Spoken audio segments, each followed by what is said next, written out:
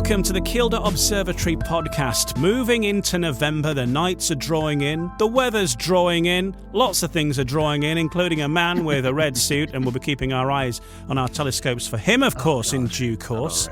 Yes, he obscures the sun and the moon, and you got to keep your eyes peeled for old Santa Claus. But anyway, more about that probably in next month's episode.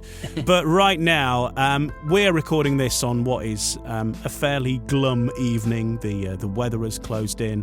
It's foggy. It's rainy. We're not going to see much tonight, but above those clouds, there could be something quite exciting going on, because the Aurora has been back with a vengeance, because we've had a big solar flare. The X5.1 has launched out, and this has been the X5.1. It's like the X5, but just a bit better. If a bus could cause such a phenomenon, it's been a big enough deal though for NASA to cancel some space launches and things like that. They thought it could play havoc with radio communications and stuff. Obviously, the net result for a lot of people with their eyes is they've seen the Aurora in some quite spectacular fashion over the past few days. Talk to us about what's going on with the old X5.1. It's not a bus, it's a solar flare. What is it and what's it doing? It is. Solar flares are the biggest thing that drive Aurora here on Earth, really. And a solar flare is a funny terminology, because you can sometimes get solar flare activity without a release of material into the solar system. And it's that release of material into the solar system that we need. And that's called something different. That's called a coronal mass ejection. Or CME for short. And I saw a great headline yesterday, which was Cannibal Aurora due to CME eruption on Earth. I'm not entirely sure what Cannibal Aurora even meant. Even after reading the article, I'm still not convinced I know what Cannibal Aurora is. But what's happened here is there has been a big eruption from the sun. The flare class has come in a few different categories. X goes from 1 to 10, 10 being the strongest, 1 being the smallest. Last year, when we had those really big auroras, remember the ones in May and October on the 10th of each of those months? They were triggered by X2 storms, or okay. X2 flares, sorry. So this is quite a scale up then from that, because even I managed to see the Aurora that time. And I've got a notoriously bad record at seeing the Aurora, and even I managed it. So an X5.1, obviously that's like, further up the scale there, a bit like the I don't know what you call it, the Richter scale or whatever of ejections. So 5.1, quite a big one. Yeah, it is. Yeah, quite a big one. And these... This triggers a fast-moving, dense cloud of material. So what's happening when we get the Aurora, just to recap on the whole process, is our sun is going through a number of different changes as a result of all of the different movement that's happening within our sun. Our sun's not a solid, of course. It's a plasma, and all of this plasma moving around together generates a really complex magnetic field. And if you can imagine our magnetic field as being like a bar magnet, where you've got lines coming out the top and then they lug round and then they join down into the bottom again, coming out the north and then round into the south. If you imagine coiling that magnetic field up like a spring, this is what happens to the sun's magnetic field. And it creates all these different distortions that eventually become under so much pressure that they puncture holes in the surface of the sun and drag this really energetic material away from the sun and back into it again through these big magnetic loops. And this is when we see sunspots. So we're seeing the magnetic field escaping the sun, that's the internal magnetic field, escaping the sun and then falling back into the sun again. And eventually what can happen in those scenarios is that band is going to snap and release really energetic particles into the solar system. And this is what's happened here. So big blast of material is being chucked into the solar system. It's dragging with it part of the magnetic field from the sun as well. So you've got part of the sun's magnetic field being dragged out into space, all of this really energetic material being dragged out into space with it. And then if there's a planet in the way, which conveniently has a magnetic field of its own, that's orientated in the precise way that those two magnetic fields can join together.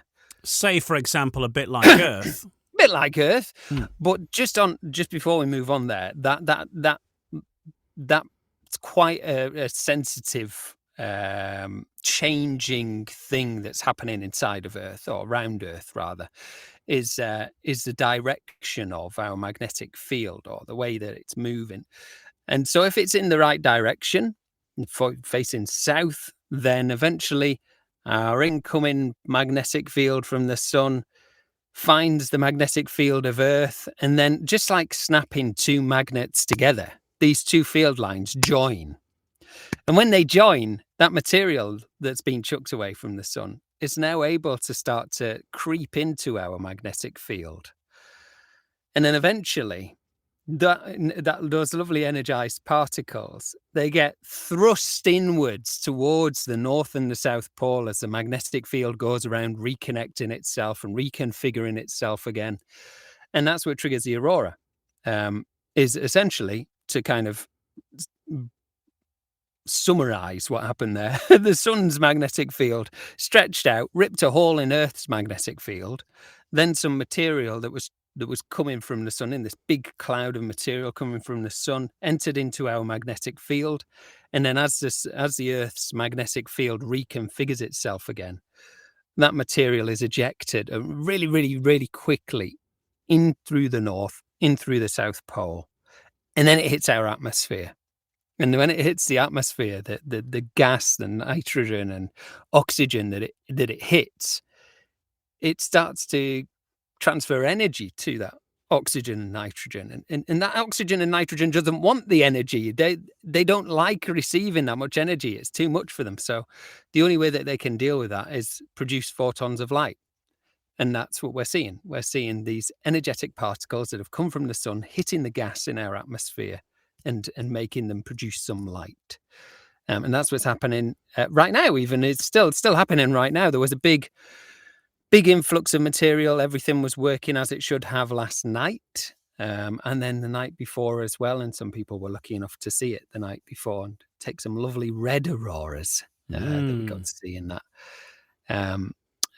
So yeah, that's what's happening in a nutshell. But also, just on the NASA cancelling things, and people often get a little bit worried about the headline about satellite communications and radio blackouts and stuff like that. And it does cause that. It can cause radio blackouts and lack of communication with satellites. And this is why NASA would not want to launch during one of these storms, because if you imagine all of those energetic particles and all of the energy in our magnetic field, if you were to go and touch a satellite at that moment, you possibly get a little static shock from it, a very big static shock.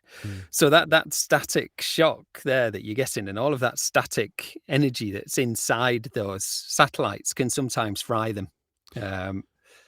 And it also makes the area around Earth so warm that it starts to create drag on the satellites as well. And so the satellites sometimes slow down and then end up entering through Earth's atmosphere again. And that of course, happened with some Starlink satellites a couple of years ago, as a result of that as well. And then making the atmosphere more reflective is this stuff as well. So radio signals are bouncing off and scattering around our atmosphere in ways that they wouldn't normally. So it can cause loads of different disruption, can the aurora? Yeah. And you can see as well, from a NASA point of view, especially if it was a manned rocket, you wouldn't want to necessarily risk flying through it when it was all kicking off. Just, you don't want to be the experiment, do you, either? No, not really. If you were trying to communicate back with Earth, and they were trying to keep an eye on the telemetry and all of the different things that they keep an eye on, they can't do that if the radio signals are getting scattered through the atmosphere. And yeah, it's terrible.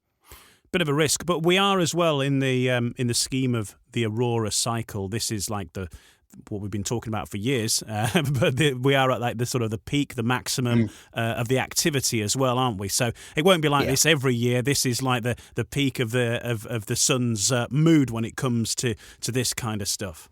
Yeah, it is. Yeah, we're right at the peak of the solar cycle, as we call it. And this is when the magnetic field in our sun, imagine it's really, really coiled up now. It's so unbelievably tight, as this magnetic field, that the only way it can resolve itself is by experiencing something that we call a polar reversal or a polar flip. And sounds quite scary when we Mm. talk about it like that. I don't know if you've ever Especially, tried to do a polar flip, but I've tried, and it's not very easy. well, I think this is another headline thing that appears every now and again, where people think that the planets.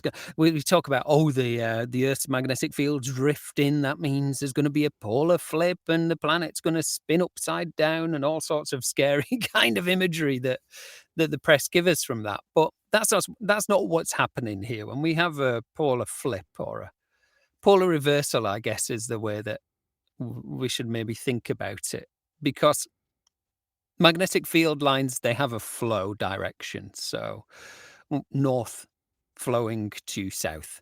Hmm. And all that happens in a polar reversal is south becomes north, north becomes south, and they flow in the opposite direction. So instead of flowing one way, they'll flow the other way instead. Nothing actually physically looks different apart from your compass, which will now point south. And birds will be really confused. Yeah, they'll have to fly backwards. Yeah. And people want to get photos of this, and I think always worth making the point that the photos often are far more dramatic than it can see to your eye. You're not necessarily going to see this display as you see in the photos with your naked eye. Sometimes you can look at the sky, and I guess when your eye's into it, you can start seeing stuff, but it's not immediately obvious, and you will see far more by just getting your phone out. Even now, it used to be obviously get your big, massive SLR camera that costs you thousands of pounds, but now you can just do it with an iPhone, and you get some stunning pictures, and just hold your camera up and have a look, and get somewhere dark, and you'll see it. It'll just come up on your screen. That's a great thing about now, and people do worry about why are we seeing more aurora now? Why have I never seen it before in my life? Has it always been here? And the answer is yeah, it has. It's always been. It's always been there. It's not a new development. No, it's not a new development. And 11 years ago, if you think about 11 years ago, we didn't have the technology that we have now. We weren't socially connected in the way that we are now. And so, yeah, it wasn't as big a deal back then because we were still missing it. There wasn't as many pictures circulating of it. Likewise, 22 years ago. I mean, can you imagine 22 years ago, we were still developing film. We wouldn't have access to the things that make the aurora look and appear as bright as they do now. Yeah. See, 10 years ago, I bought that in order to be able to take a picture of the aurora, right? And in reality, I got the picture of the aurora with that. Yeah. So it's just, and obviously for those who are not watching, you probably won't be watching, but I should point out, I'm holding up quite a big SLR camera, which you needed even 5-6 years ago. Nowadays, the cameras got these night vision things, and they're much better with nighttime photography. I just took a point and shoot one morning, actually, when I was working at the BBC in Carlisle, and it was a clear night. You could see a few stars. Or in front of Carlisle Cathedral. I took my phone out, and it was like, poof, stars everywhere. And I thought, I did that handheld, no tripod, no nothing. I'm in the middle of the street, and it's incredible what you can do now. So that's all that, unfortunately, for the camera dealers, an iPhone can get you some stunning pictures. So powerful, but it makes everything a lot more accessible as well. There's some really good benefits to it. I know it does feel like it's simplifying things and making things too easy, but really it just makes it more accessible to more people. And I mean, look at how many people are looking at the aurora now compared to what there were 11 years ago. And 11 years ago, well, more than 11 years ago, actually. I remember being outside. I can visualize walking up to the front door of my house, and it was clear. I thought, it's a nice night tonight. And I thought, what's that? That's a bit weird. Nothing. Went back inside, and the next day, I was reading the spacey news stuff that I was reading at the time, and it was like, massive aurora last night, visible across the UK. And I thought, oh no, that was aurora that I saw above my house. So pretty much everybody across the northeast, it was a nice clear night, would have seen it that night as well, but probably did what I did, which was, what's that? Nah, I'm not really bothered about that. And there was no it's almost like we live in a culture now where everything is this. We're superstitious not superstitious. We're scared of everything. Hmm. So now I see every day on social media, I'm seeing like, "Oh, I saw this in the sky last night. What is it?" And I'm like, "Yeah, it's an aeroplane." "Oh, I saw this in the sky last night. This morning? What is it?" It's like it's a shadow off a cloud or something. There's perfectly reasonable explanations behind a lot of this stuff. It's just for some reason now we've got this outlet of social media where immediately we rush to it and go, "I've seen something unique. Nobody else has seen this. I've seen something." And I think I don't know what people want from that sometimes. Do they want us to say, "Oh yeah, you've discovered a new phenomena," or do they want us to say, "Yeah, it's aliens," or do they want us to Yeah. say, "Yeah, the government are trying to do something that you don't know about"? I just don't know.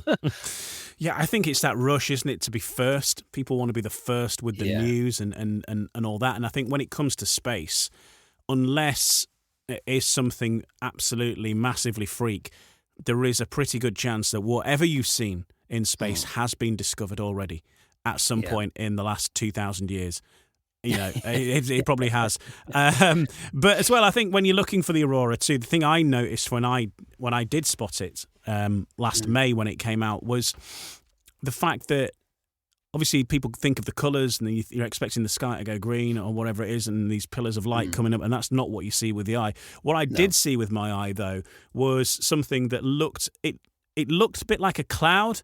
And it's that sort of thing where you think, oh, that's a bit weird. There's a cloud in the middle of the night. And it was a little line. It looked a bit like a same sort of shade as a pale cloud. But when you actually held your phone up, that was like a big streak of bright aurora juice across the sky there. So you can see it that way. It's not as it's sort of in black and white a little bit more when you see it with your own eye. But when you get your phone out, it's Technicolor. It's in colour. It's Technicolor, yeah. Brought to you in glorious Technicolor.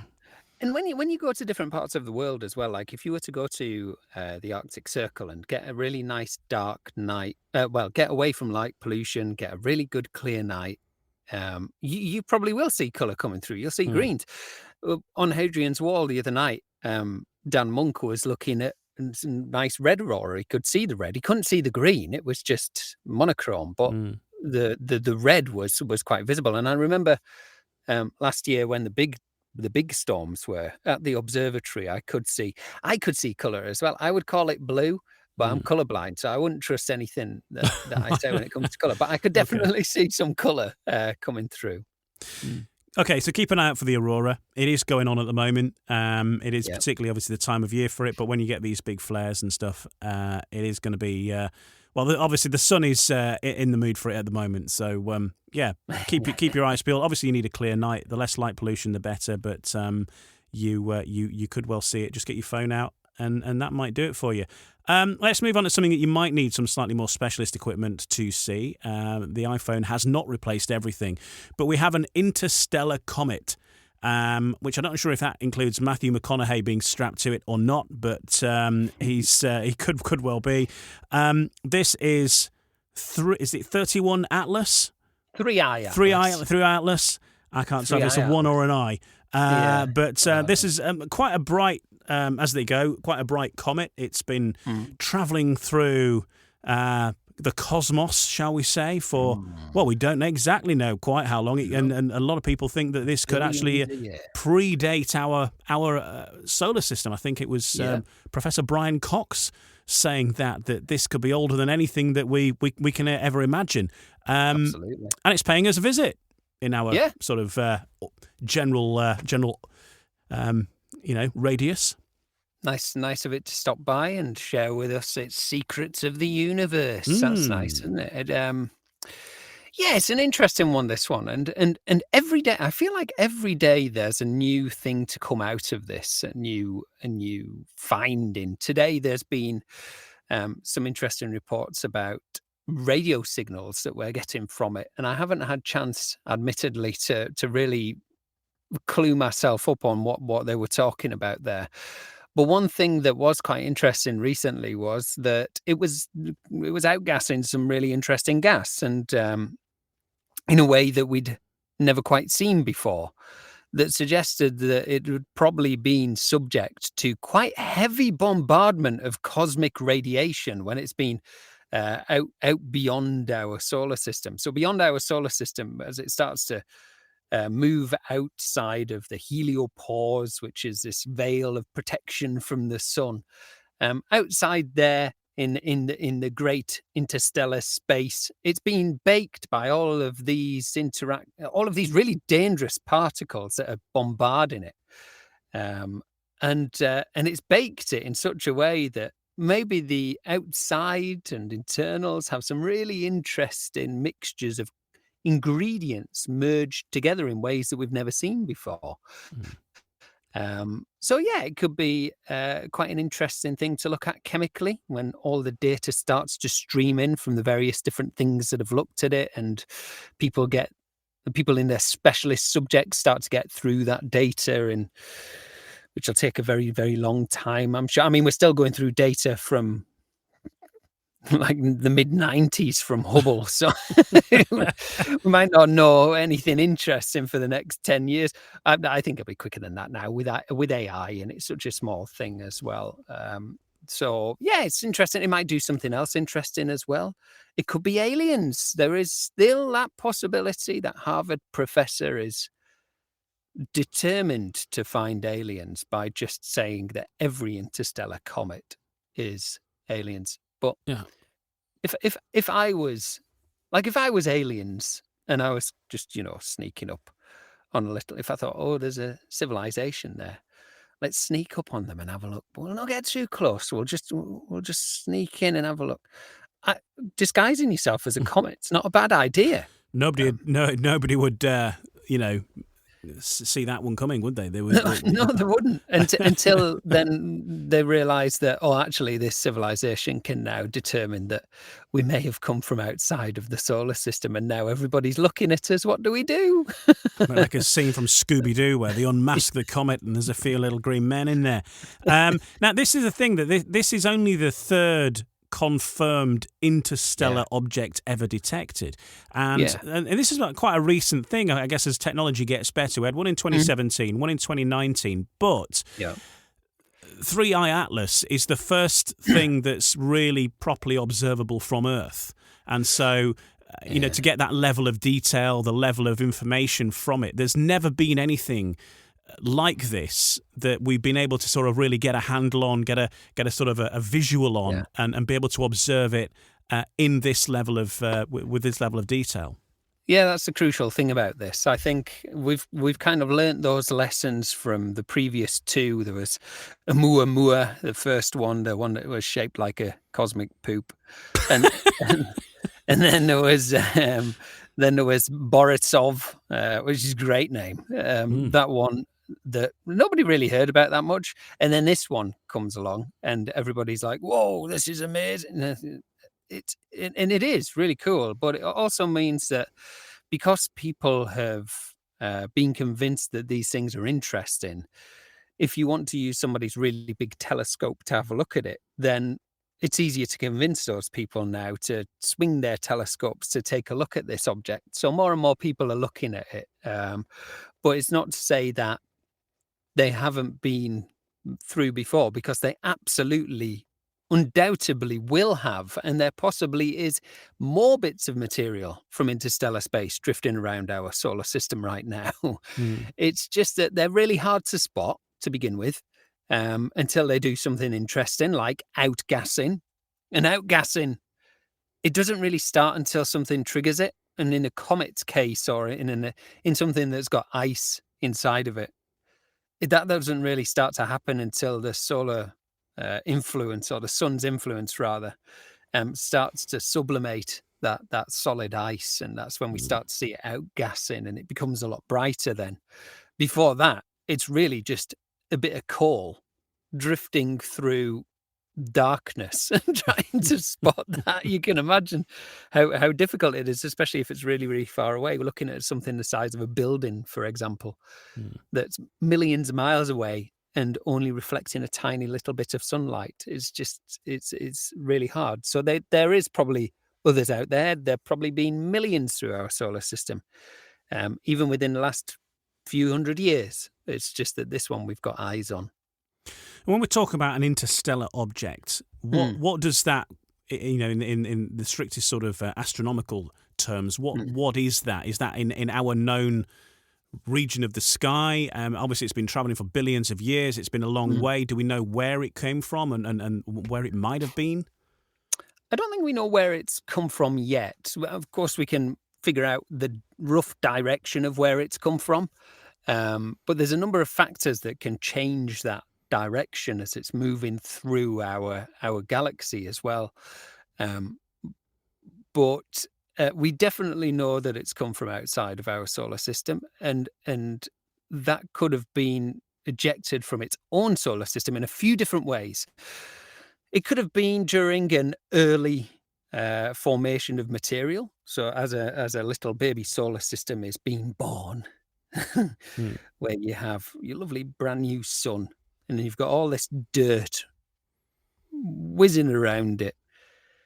Eventually, that dirt starts to settle into this flat disk and come together and create planets.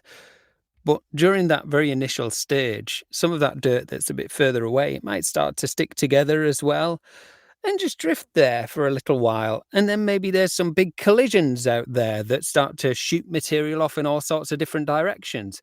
Maybe it's a result of that. Maybe it's a result of another solar system coming close to another solar system. So almost like two solar systems brushing past each other as they drift through the Milky Way, and then destabilizing these outer regions of the solar system in such a way that these bits of rock are flung all over the solar system in all sorts of directions. Maybe it's that. Maybe it's that it's got disturbed from the outer edges of a solar system that it once lived in. And in some cases, this has happened in our solar system, where comets come from this really distant region beyond the orbits of the planets. They call it the Oort cloud. It's still a theoretical region. And this material, this little comet, may come in through our solar system and go round the sun at the perfect kind of speed, perfect angle, in such a way that it actually gets propelled out of our solar system, like slingshot out the solar system. So that could have been a reason why it's here as well. Or it could be aliens. That's the other reason. So do you think it's always been in the Milky Way then, for example, or has it come from a different galaxy potentially? Or well, I mean, if it came from a different galaxy, that's going to have covered quite a lot of that's what I was distance. thinking. And it would have had to be moving really quite fast as well. I don't think that would be possible in this case. Oh, actually, another situation that could have happened as well is the sun could have blown up.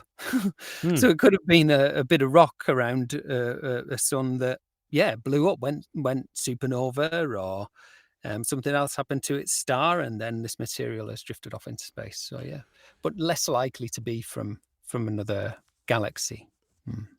It can certainly tell some tales, that's for sure. So that is something that you're going to need some specialist equipment for that, aren't you? It's not sort of something that's visible from the naked eye, one of those type of comets, is it? Yeah, no, not yet. No, it's not very often that we get naked eye visible comets. Neowise was really good. That was probably the best one that I can remember recently. There was a good one last year as well, which I can't remember the name of. All these comet names start to merge into one. But this one, you'd need some specialist equipment. We've been trying to image it with some of our equipment. We've managed to capture it with our remote telescope.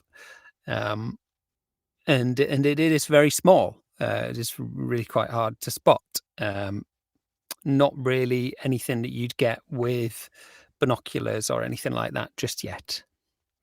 Okay, so that's one we will keep an eye on, of course, but you never know if it does come into sight and you happen to be at Keeldra Observatory and they've got the telescope out there. It could be something in the coming weeks and months that you might be able to see. Now, another story that is in the news right now is regarding supernovas, and for the first time scientists have been able to see the very early stages of a supernova, and basically they've boiled it down to it being a bit like an olive.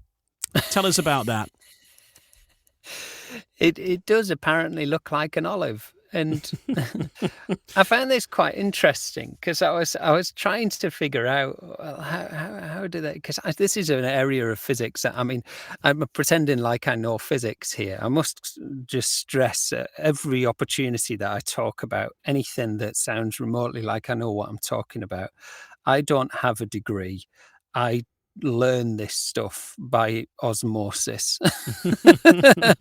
And I read things. But this I found quite interesting because, yeah, it is shaped like an olive. And I thought, well, how did they find out that this was shaped like an olive? How do they know that?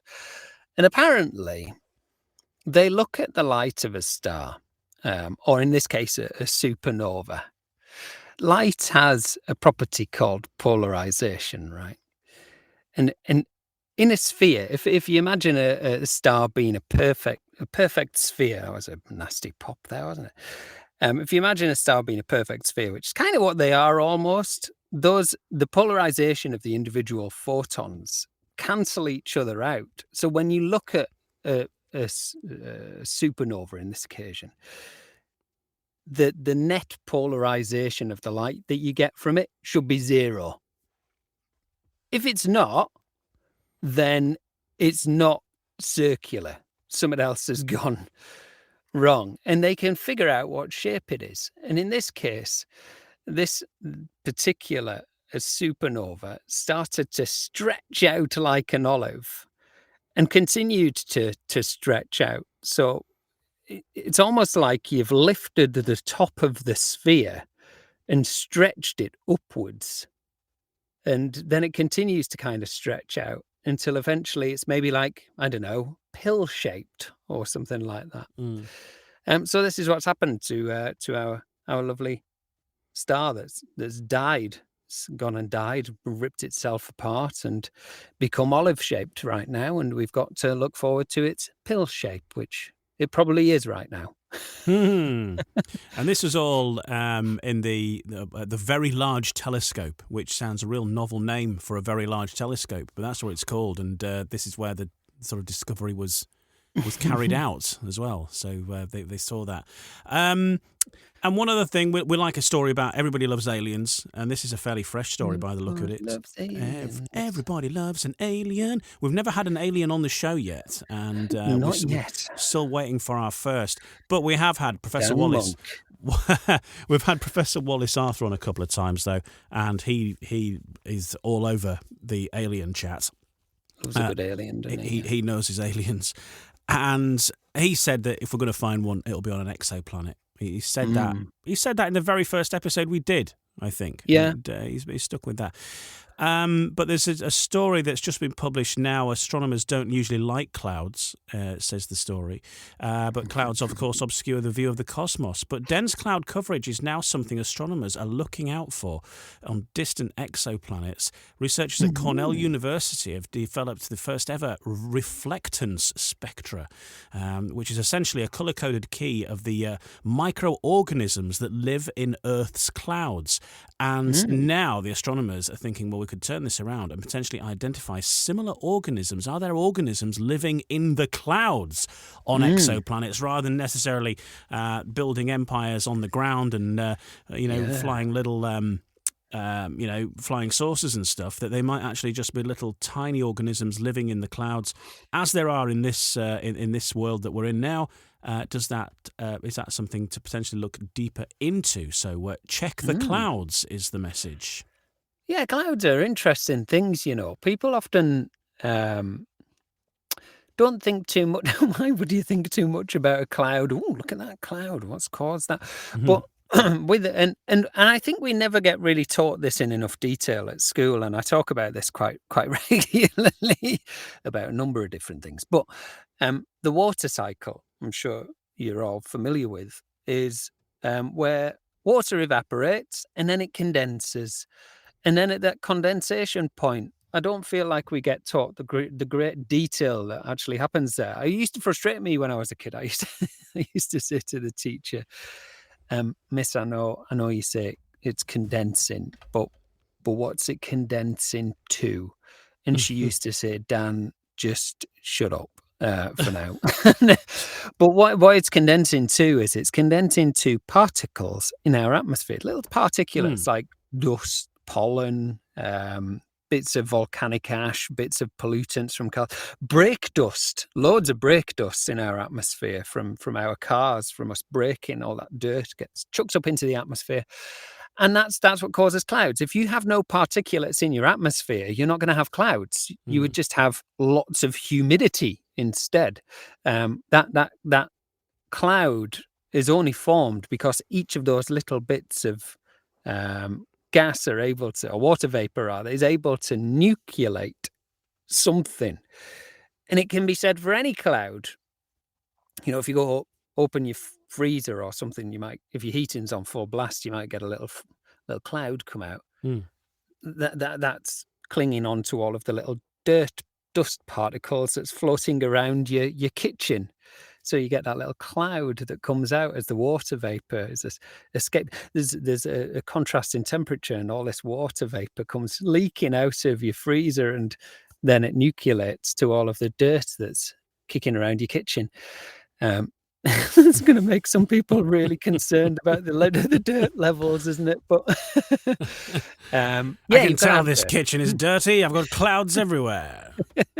Gotta have dirt. You gotta have something for the water to nucleate, and in some cases that could be microbial life for sure. It's also things like if you've got an atmosphere, then you've got bits of dirt hitting your atmosphere all the time from space. So it could be bits of meteorite, bits of space dirt stuck in your atmosphere as well. Yeah, they're filled with loads of really interesting, cool stuff. Are clouds, and definitely life forms. So yeah, that's an interesting study. Still not convinced that we're going to find life on an exoplanet first. I'm more on the I think it lives around Jupiter and Saturn side of things at the moment. But yeah, we'll find out in good time.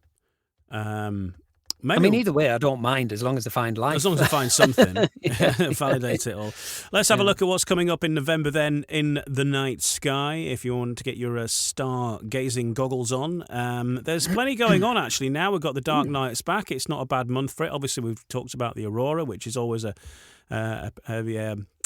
good chance of that happening at this moment in time. Leonid meteor shower, that's coming up very soon. Peaks on the 17th. That's always a pretty decent one, isn't it? It is, yeah. Back in the 1800s, this was a cracking one as well. Apparently in the United States, this one produced thousands of meteors per hour. Wow. And it's because, remember we were talking about comets just before there, actually, and we were talking about them outgassing. Every now and again, if you imagine a comet coming through Earth, through Earth, no, not through Earth, through our solar system, as it's getting closer to the sun, it's getting warmer, it's outgassing. All of this material that was solid ice is becoming gaseous, and that could maybe burst every now and again. You get a little bit of eruption of material, and that creates this little dense cloud of dirt. And some comets kind of do that through the solar system. They occasionally experience these little bursts. And this one that we're going through right now is known for being that, for being a one that bursts every now and again, leaves a little bit of debris every now and again. And therefore, in this case, every now and again, we experience a meteor storm from this one as we go through the denser patch of material that's left behind.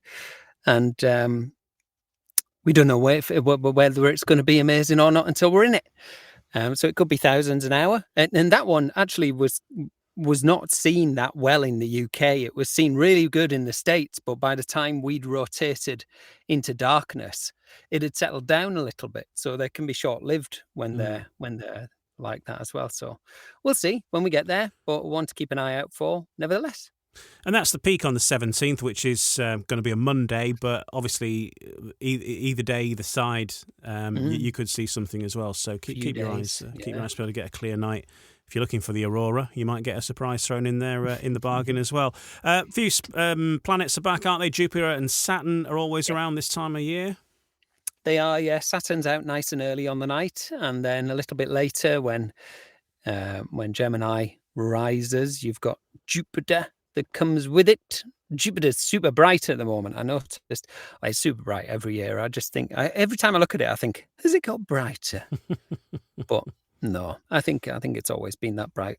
I think it's just me. But cool to look at through a pair of binoculars or a telescope. Same with Saturn as well. Always a crowd pleaser. It is.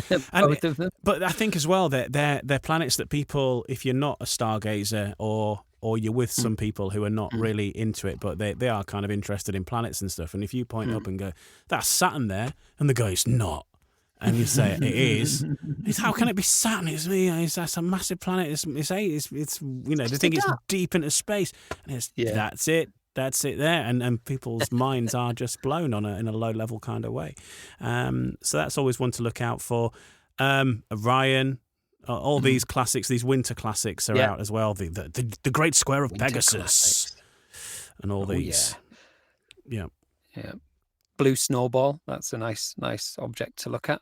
Often overlooked. Yeah, I like it. It's very small, but if you look at it through a nice telescope, then the Blue Snowball, it's really nice. And as it's coming up to that festive period, then it's kind of festive, right? Blue Snowball. Yeah, maybe. If you're a fan of a snowball, you could imagine it on a Christmas card. Get somebody a Christmas card with the blue snowball on the front. It's nice, lovely little planetary nebula. Yeah, look out for that then. The Blue Snowball, one to check out with your binoculars or telescope. Or I wouldn't recommend going and googling it though, because if you just Google Blue Snowball, then you get microphones. So, well, at least that's all you get. I was thinking it could be a hell of a lot worse than that. I mean, the shape of it could be like something else. But NGC 7662 is its NGC number, and Google Blue Snowball Nebula. Yeah. And that should show you. And it's lovely to look at, a really nice high-resolution image of it. It's blue as well. When you look at it through a telescope, it is blue. And there's so many things that you look at that don't have colour, but the Blue Snowball looks like a little tiny blue fuzz. Yeah, cool. Well, if you are Googling it, never has the word snow been more important in a Google search. Make sure you get all those 3 words involved there. Otherwise, there could be consequences. Well, there's a few things going on. Of course, there's plenty of sessions and events going on at Keeldra Observatory, and you can book away now for the coming many months, in fact. Book away. Yeah, everything should be listed up until March, April time by next week. And same for Twice Brewed as well. And everything for Twice Brewed should be moving over onto our website by mid-November as well. So we forgot to really. We'll do something more in more depth on Twice Brewed, because that, of course, is a new edition. I think we announced it in the last episode, but now double the fun coming up from Keeldra Observatory with events going on at Twice Brewed, which is obviously not quite as far out as the main observatory up at Keeldra. If you want something a little bit more accessible, then and obviously with a fully functional bar and hotel rooms, frankly, as well, then that could be the one for you. We do have our own beer now as well, which has just recently been launched. It's Keeldra Observatory Pale Ale. Right. Can we do a podcast from there and stay over? We possibly could. We might have to camp in the planetarium, but hey, I'll take it. They've got 23 rooms actually, so I'm led to believe. Right, okay. And they're wonderful. So they are really, really nice rooms. It's a beautiful place to stay, a beautiful place to be as well. In Northumberland on Hadrian's Wall, the pub is actually built on the defence ditch that ran adjacent the wall. So it is a sacred site that the pub is built onto. And they've recently as well got a little section of sycamore gap tree, which is being unveiled very soon as well. Lovely pub, lovely food. I really like the burgers. They're really nice, but I'm told that the pies are best, but I would argue that the burger is really good. Okay, well, we could definitely do the Keeldra Observatory podcast food review special with the Twice Brewed at some point. But yeah, we need to talk more about that on a future episode. But for now, Dan, thank you very much, and we will catch you in December, I guess, which is not too far away. Makes me feel sick, actually, knowing it's December already. Yeah, I know. It is that way out. But hey, this is interstellar travel. The Earth does not stop turning. Not yet, anyway. Good. Thanks a lot, Dan. And for more information, you can head online. KeeldraObservatory.org is the website. Book the events, find out more information about everything that's going on with Keeldra Observatory. And we hope to see you in person soon. If not, we will see you on the next episode of the Keeldra Observatory podcast. Take care. Goodbye.